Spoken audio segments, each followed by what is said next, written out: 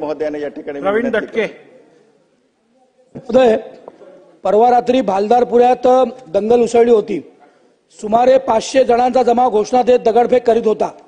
परिस्थिती नियंत्रण आणण्याकरता पोलीस उपायुक्त निकेतन कदम, पोलीस उपायुक्त शशिकांत सातव, पोलीस उपायुक्त अर्चित चांडक यांच्यासह पोलीस निरीक्षक मच्छिंद्र पंडित, नितीन राजकुमार, पोलीस उपनिरीक्षक व 5 कर्मचारी व दंगल नियंत्रण पथकातील एक महिला पोलीस तिथे गेले।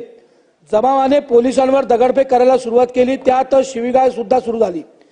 पोलिसांवर हल्ला चढवला, त्यांना मारहाण केली।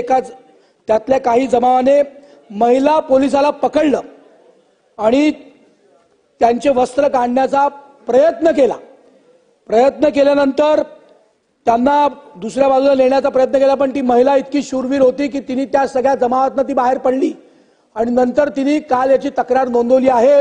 माझी आपल्या माध्यमातून सरकारला, माननीय मुख्यमंत्र्यांना, माननीय गृहमंत्र्यांना विनंती आहे की त्याचा सीसीटीव्ही फुटेज आहे तो सगळा पोलिसांकडे आम्ही दिला आहे, तो सगळा बघून त्या सगळ्या नालायकांवर, त्या नराधमांवर कडक कारवाई करावी असा आपण सरकारला आदेश द्यावा अशी माझी विनंती आहे।